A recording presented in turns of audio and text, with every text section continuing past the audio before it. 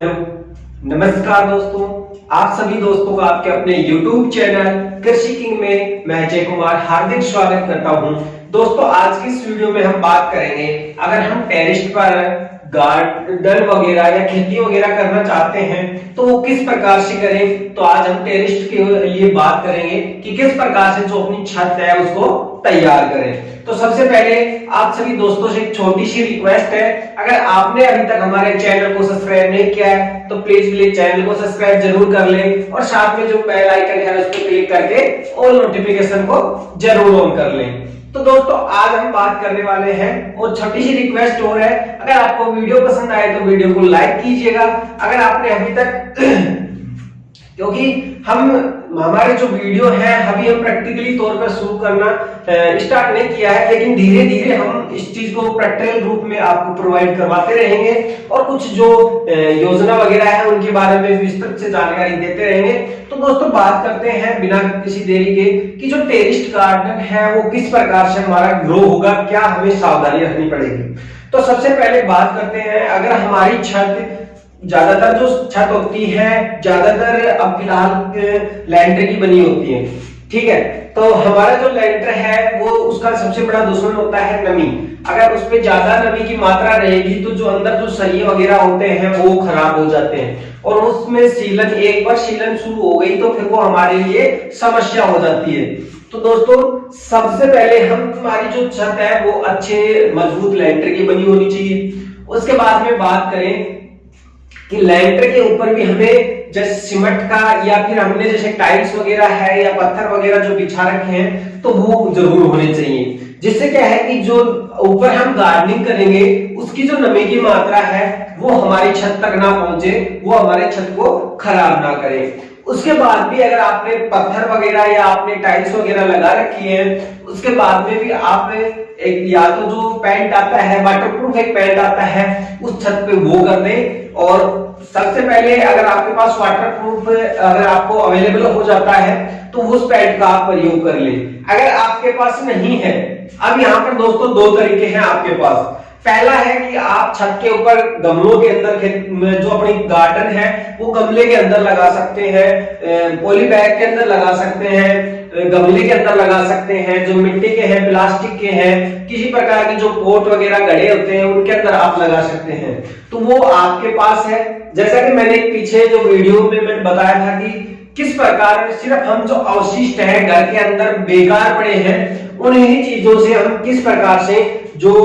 अपनी गार्डन है वो कैसे तैयार करें।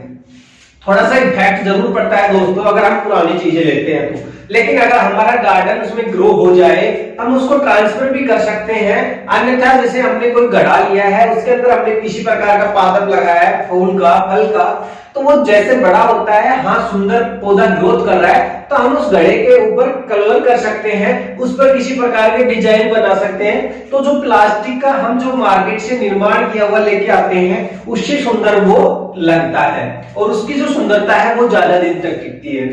तो अब बात करते हैं दो तरह की, एक तो आपको मिट्टी के अंदर करनी है या आप जो बैग वगैरह है उनके अंदर करनी है। अगर बैग वगैरह आप इनको कर रहे हैं तो उसमें आपको कोई प्रॉब्लम है नहीं, लेकिन फिर भी आपको मैं सजेस्ट करूंगा कि जो आपकी छत है उस पे आप जो वाटरप्रूफ पेंट आता है वो जरूर कर दें। जिससे क्या होगा कि गमलों से जो अतिरिक्त पानी निकलता है वो वाटरप्रूफ पेंट की सहायता से वो नाली में तो चला जाएगा, लेकिन जो छत के अंदर उसके नमी की मात्रा छत तक नहीं पहुंचेगी।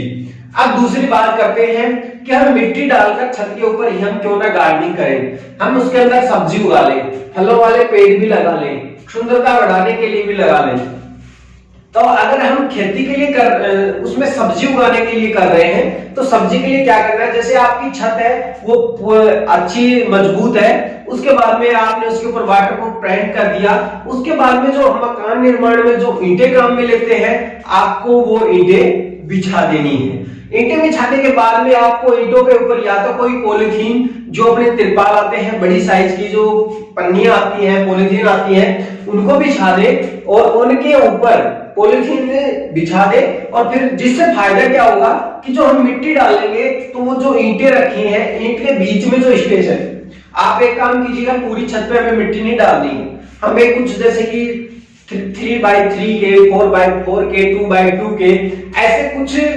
मिट्टी के क्या बनाने हैं, एक तरह से चौकोर साइज, आप किसी भी प्रकार की जो डिजाइन है, गोलाकार है, वर्गाकार है, चौकार है, किसी भी वायर के आकार की, जैसे भी आपकी इच्छा है, तो वो उस प्रकार की डिजाइन आप उसमें बना सकते हो। तो सबसे पहले हमें नीचे पक्की ईंट रखनी है, उसके बाद कोई भी पॉलीथीन का प्रयोग करना है, या फिर आप ऐसे कर सकते हो कि जो ईंटें हैं उनकी एक सतह नीचे बिछा दीजिए और ईंटों की ही चार दीवारी कॉलम ईंटों से ही तैयार कर लीजिए। और ईंटों का कॉलम जो आप तैयार करोगे, और उस कॉलम के अंदर क्या है, आपको सबसे नीचे जैसे हम गड्ढे के अंदर पानी को इकट्ठा करने के लिए मिट्टी के अंदर गड्ढे होते हैं और फिर पॉलीथीन बिछा देते हैं, जिसमें क्या करते हैं, जो बारिश का जो पानी होता है उसको हम क्या कर लेते हैं, इकट्ठा कर लेते हैं। तो बारिश का पानी जिस तरह इकट्ठा करते हैं, उसी प्रकार पॉलीथीन उसके अंदर डाल करके चारों तरफ से उसको बाहर निकाल देते हैं और फिर उसके अंदर क्या कर देते हैं, मिट्टी डाल देते हैं।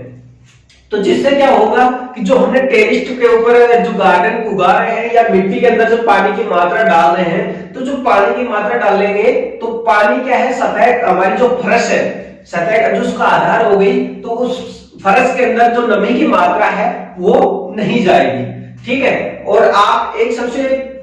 उसके बाद में जैसे कि आपने ये कर लिया, उसके बाद आपको चाहिएगी जैसे भी आपने 10-12 कितने भी जो कॉलम है आपने उसका निर्माण कर लिया। अब बात करते हैं कॉलम के निर्माण के बाद में हमें मिट्टी की आवश्यकता होती है। मिट्टी की आवश्यकता के लिए हमें क्या करना है, मिट्टी की आवश्यकता को हमें 3 भागों में बांटना है। पहला भाग, एक भाग तो आप मिट्टी का ले ले, एक भाग जो अपना वर्मी कंपोस्ट होता है उसका ले ले, और एक भाग जो अपना देशी खाद होता है उसका ले ले। इन तीनों का अच्छी तरह से मिश्रण तैयार करके और फिर उसको हमें उन जो हमने कॉलम बनाए हैं या जो स्पेस जो हमने जगह ली है तो उसके अंदर, या फिर हमने गमले लिए हैं उसके अंदर ये डालना है। जिससे क्या है कि पौधे के अंदर जो पोषण की पर्याप्त पूर्ति होती रहेगी, पौधे को पोषण की जो कमी महसूस नहीं होगी, और पोषण की कमी महसूस नहीं होगी तो वो क्या करेगा, अच्छी तरह से ग्रोथ कर पाएगा। तो इससे हमें ये बेनिफिट मिल जाता है। और फिर हमें लगभग उसके अंदर आप महीने के अंदर या 20 दिन के अंदर भी, जैसे पौधे की साइज है, जैसे छोटे पौधे के लिए तो बिल्कुल कम मात्रा में पोषण की आवश्यकता होती है, लेकिन अगर फल वाला कोई बड़ा पौधा आपने लगा रखा है तो उसको खाद की यानी कि पोषण की ज्यादा आवश्यकता होगी। तो हमें उसके लिए ज्यादा मतलब जल्दी जो फर्टिलाइजर हम कुछ दे रहे हैं, देसी उर्वरक दे रहे हैं, वर्मी कंपोस्ट दे रहे हैं, तो वो हमें जल्दी देना पड़ेगा। तो इस प्रकार की जो ये प्रक्रिया है आप अपना के अपने जो टेरेस है उस पे ये जो गार्डन है या फिर बगीचा है, कुछ भी आप कह सकते हैं, उस लगा सकते हैं। अब इसमें क्या है दोस्तों, सबसे दूसरी उसके बाद में इंपॉर्टेंट ये कुछ पॉइंट थे। अब उसके बाद में बात करते हैं, अगर आपकी छत खुली है,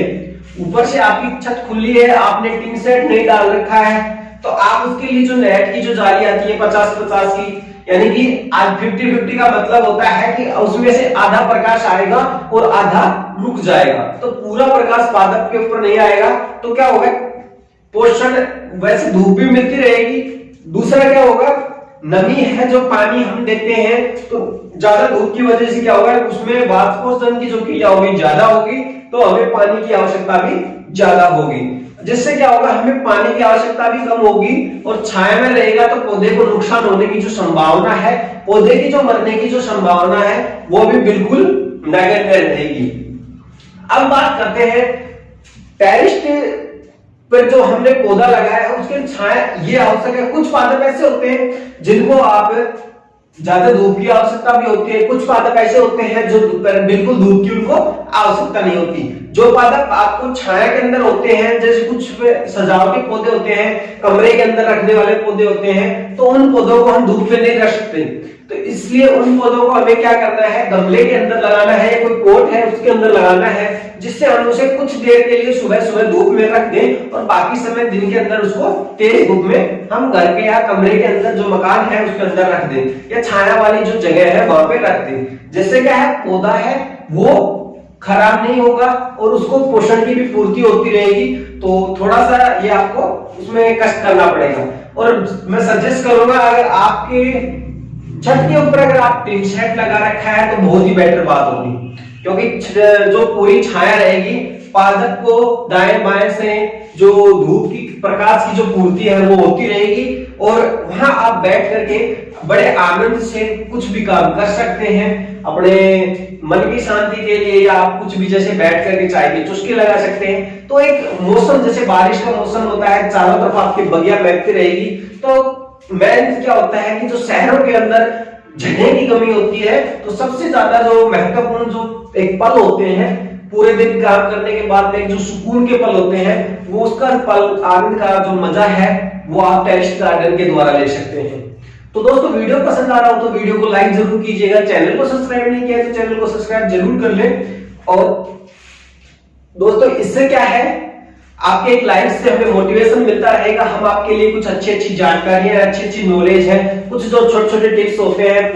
कुछ जो हमारे लिए बहुत फायदेमंद होते हैं, जिनका हम प्रयोग के तौर पर अपना चुके होते हैं, वो आपको साथ शेयर करते रहते हैं। तो दोस्तों आज की इस वीडियो में इतना ही। अगले वीडियो में टेरेस गार्डनिंग के बारे में कुछ और महत्वपूर्ण पॉइंट्स मैं आपको लेकर आऊंगा। तो मिलते हैं जल्दी ही आपके साथ, और आज के लिए इतना ही।